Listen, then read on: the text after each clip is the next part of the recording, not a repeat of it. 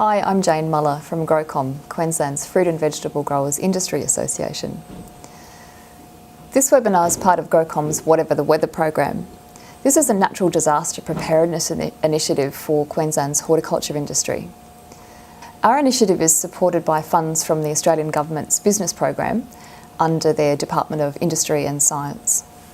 In this webinar series, we're looking at a framework that growers can apply in their business to help move to a more proactive approach to managing the risks of severe weather events and natural disasters.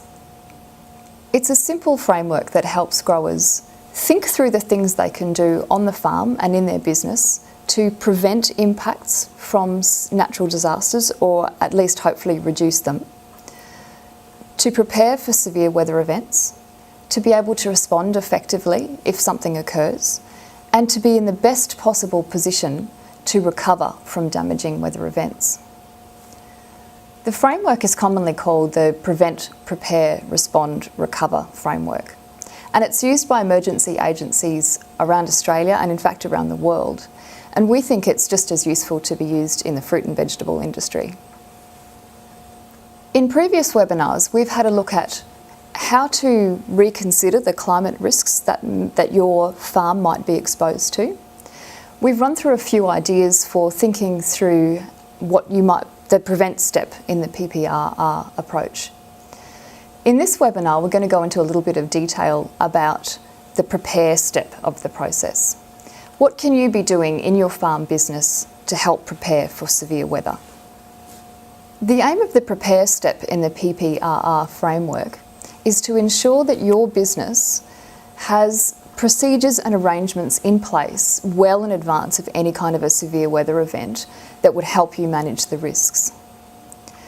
It's about being ready to respond immediately and effectively if an event is imminent. And it's about being in a position to be able to rebuild and recover after a disaster event. Good disaster preparation helps you to be able to respond efficiently and recover quickly. The preparation step's actually got two components in it. There's a part which is about preparing some written plans, and then the other part is about a whole range of practical actions that you can do on your farm and in your business to be prepared for severe weather or natural disaster. Many of the things that we're going to run through in this webinar are really a standard part of good farm management practice.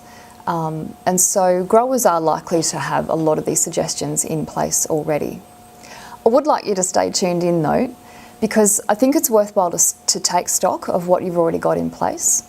And you might find that there are opportunities to revise or refine some of your management strategies. And there might be some new ideas here that you might like to consider and incorporate into as additional measures into your disaster preparation.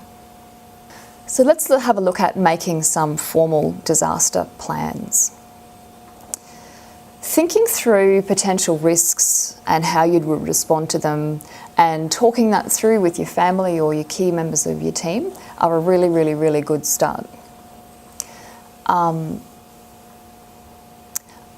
lot of people in our industry have got some quite comprehensive disaster plans already, but they're just all up in their head. So one of the really big messages within our Whatever the Weather program is that it's actually really important to take those ideas and take those thoughts you've had about being disaster prepared and get them out of your head and put them onto paper. Getting stuff on paper really helps you organise your thoughts, and it really helps you refine and fully develop your plans. Of course, the other major driver for writing your plan down and having written plans and written procedures is that it enables the plan to be implemented by your team. And that's especially important in the case that you're not on site when severe weather strikes.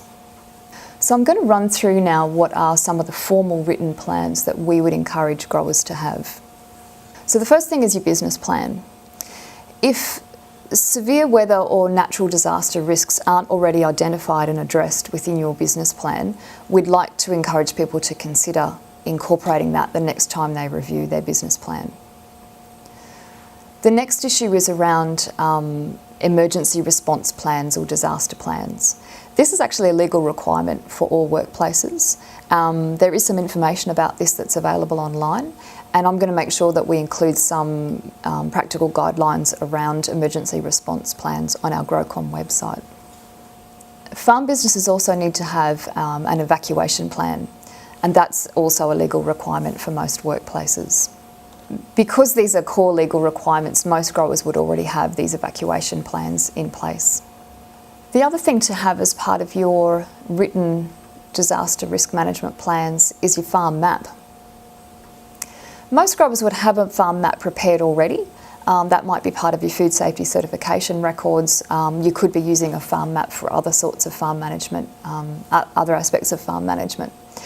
So you probably can just use the map that you have. You may want to just adjust it and think through some of the issues that you might want to have documented on your map that are more relevant in a severe weather situation or flood situation or some sort of natural disaster event. So your farm map will obviously have a record of your farm layout. It would document where your farm buildings are, where key storage sites are, possibly contaminated sites if there are them, if you have those, and you probably want to have clearly labelled all the access roads.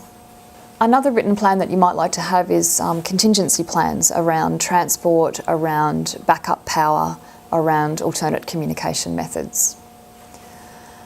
The final written plan that you might want to be thinking about is a fully fledged business continuity plan. That's probably something that's more relevant for a larger scale farm business. And it might be an option that you might want to consider. There are templates and guidelines available around business continuity planning through the Get Ready website that's run by the Queensland Government. The bottom line with your written plans is that you need to choose the option and follow the approach that makes the most sense for you and for your business. There will be a number of templates and guidelines available through the GrowCom website. So we're going to move now on to some of the practical areas of disaster preparation. There's a whole range of things that you can do at a really practical level to improve your disaster preparation on farm. As you can see, it's quite a long list, so fasten your seatbelts. We're going to cover a fair bit of ground here. The first issue is around insurance. At a really basic level, the key message is to get the best, the most comprehensive insurance cover that you can afford. To make sure that you really understand your policy, to make sure you know what's covered, what's not covered, and in what circumstances. Your policy should include liability cover for things like pollution or environmental damage.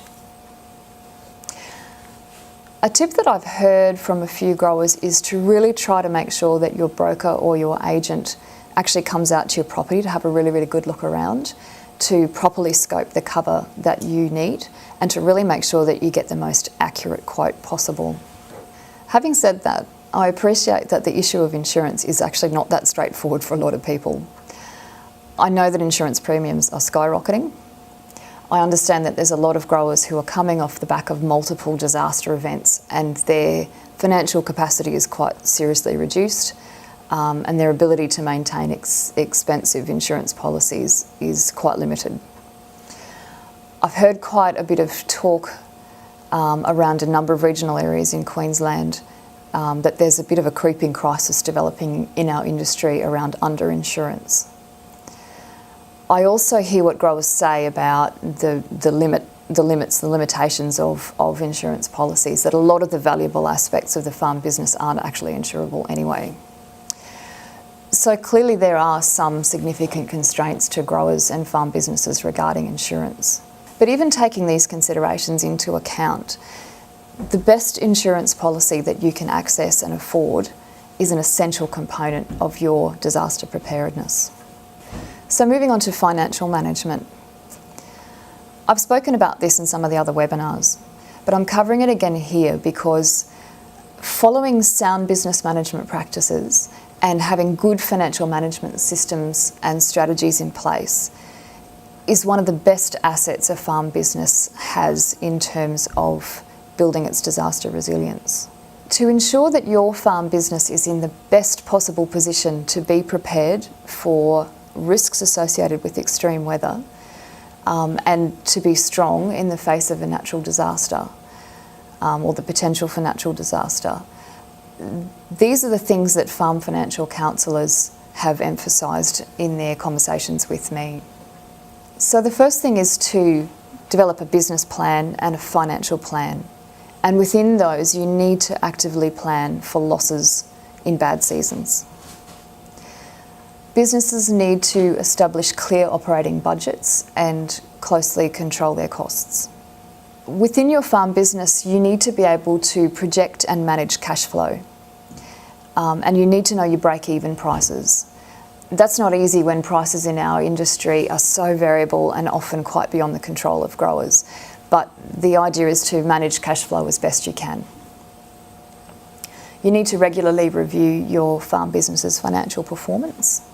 We all know that the business environment in the fruit and veggie game is extraordinarily tough. But as far as possible, growers need to try to build up some cash reserves. You might want to look into farm management deposits, or FMDs. These allow you to put away profits in good seasons so that you can draw on them in bad times. There are tax issues around FMDs, and they do need to be really carefully managed, but some growers do find them to be a really valuable strategy. The bottom line is that poor financial management systems make a farm business more vulnerable to natural disaster.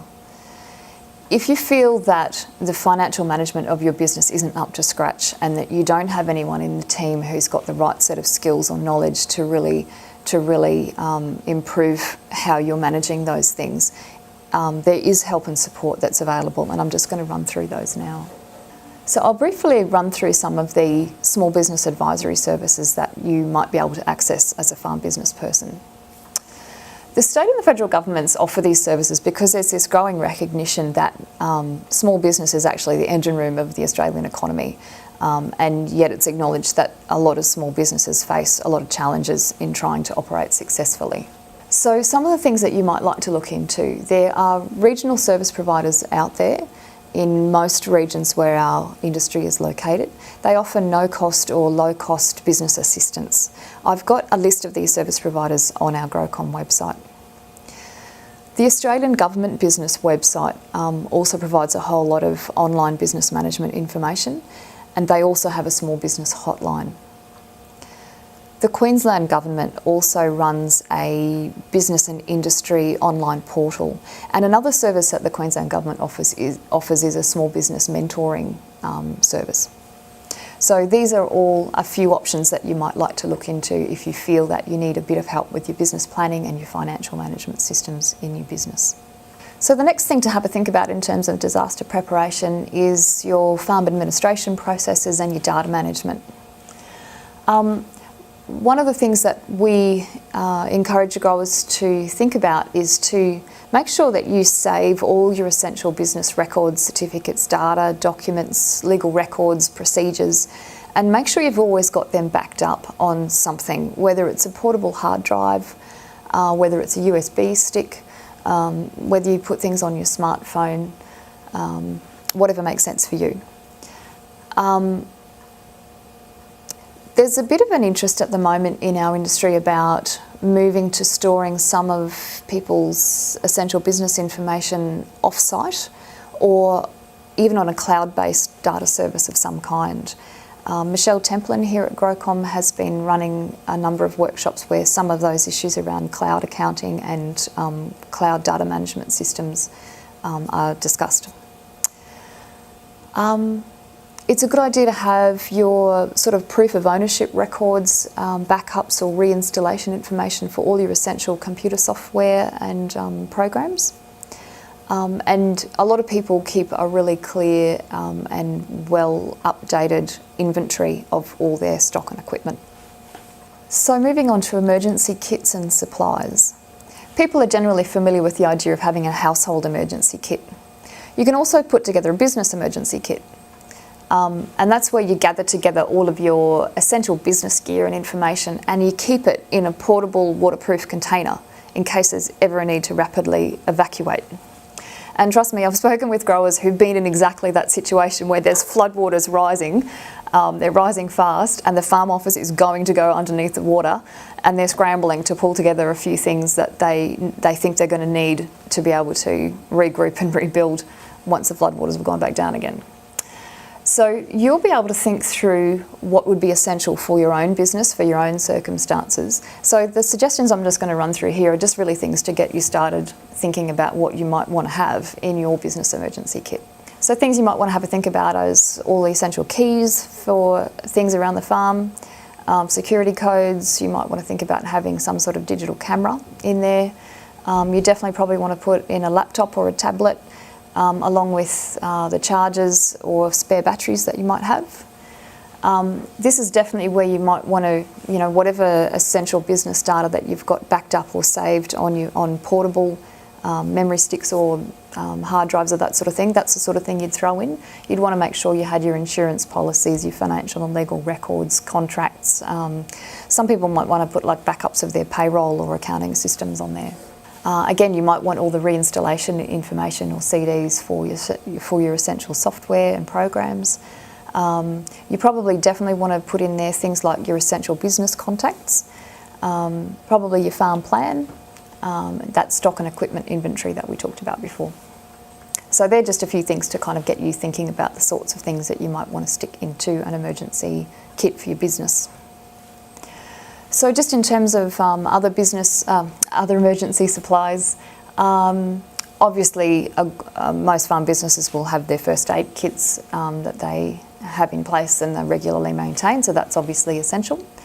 So on other issues around emergency kits and supplies, obviously you'll have your first aid kit or several kits if you're a larger business. It's always recommended, particularly in rural areas, and people are probably really strongly aware of this, that you keep your pantry really well stocked. Depending how remote you are, you might want to have 2 weeks of food, emergency food available. We'll put the link to the recommended pantry list up on our GrowCom website. You certainly might want to be encouraging your staff to maintain their own household emergency kits and first aid kits and pantry stocks and that sort of thing. And a lot of businesses would keep on hand all those sorts of emergency supplies around sandbags and plywood and plastic sheeting and tape and all those sorts of things that are useful when you need to secure buildings and windows and that sort of thing. Another important consideration for your disaster preparation is to make sure that you're really nicely involved and embedded in communication networks, and that you're signed up for things like weather alerts. This is where it's really valuable to maintain a connection or a membership with some other organisation beyond your business, whether it's a community group, whether it's an industry group, GrowCom, whoever you feel most connected with. And to always make sure that your contact details are up to date on those groups' databases. Make sure you have an emergency contacts list and just sort of update it regularly, at least once a year. We've got some recommended contacts that you might want to have on your emergency list. That's available on our website. And as I mentioned, you probably would, if you're not already registered for weather alerts, that's always a good idea. And there's some the Bureau of Meteorology, regional councils often have alerts, and there's a few other commercial websites like the Weather Zone that have useful alerts as well. So moving on to backup power and having alternative sources of power. It's a really good idea to think through the aspects of your business that power is essential for and have a backup plan or have an alternate plan in place. Things like cold rooms are the obvious issue. If it's feasible for you to have a backup power supply for a cold room, depending on how large it is.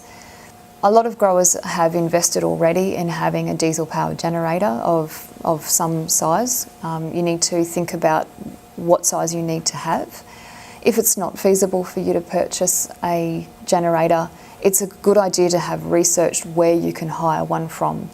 It's probably preferable to be able to purchase a generator if you can. There've certainly been situations where there's been widespread damage caused by cyclones in the past where people have thought they could hire generators and there just hasn't been one for love nor money.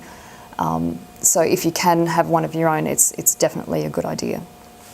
It's a great idea if you can actually have an electrician install the appropriate power boards or switches that would allow you to really easily switch from mains power to whatever your backup power source is.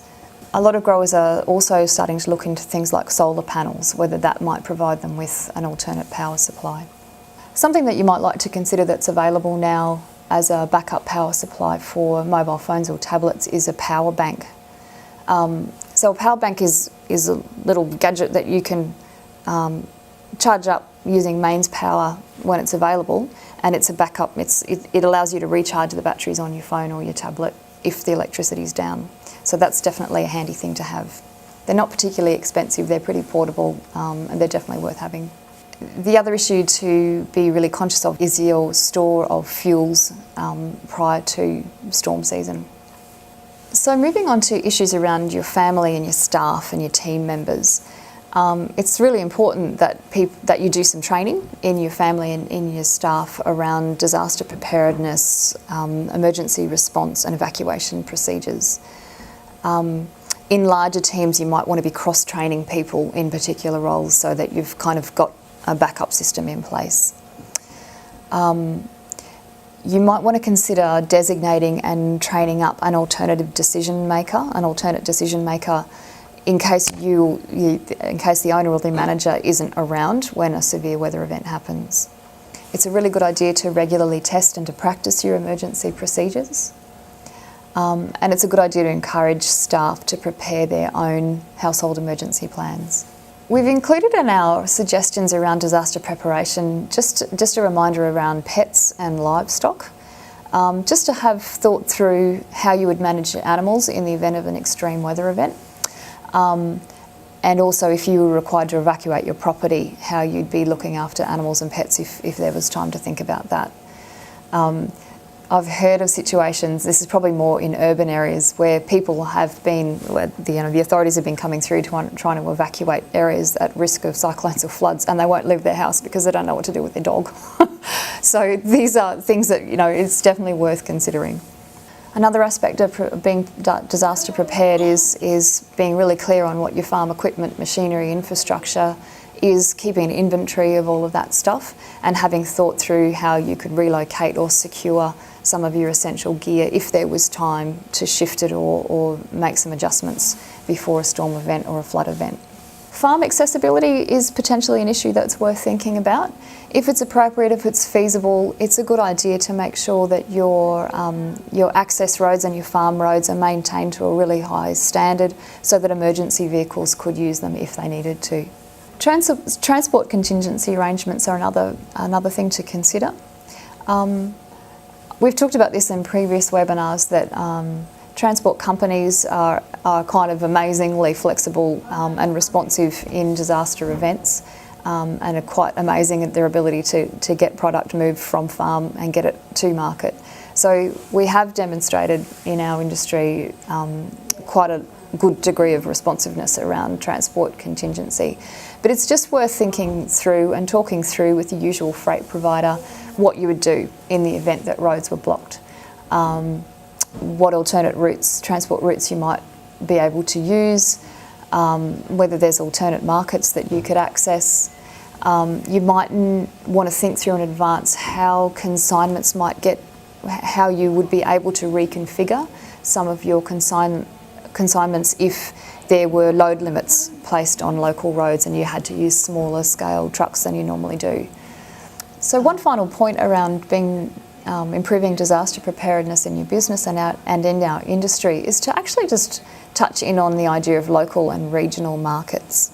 In some regions, following a spate of severe natural disasters where there's been kind of bedlam about trying to get fresh product down to southern markets and move product around, a lot of growers have decided to join forces to try to revitalise local and regional markets.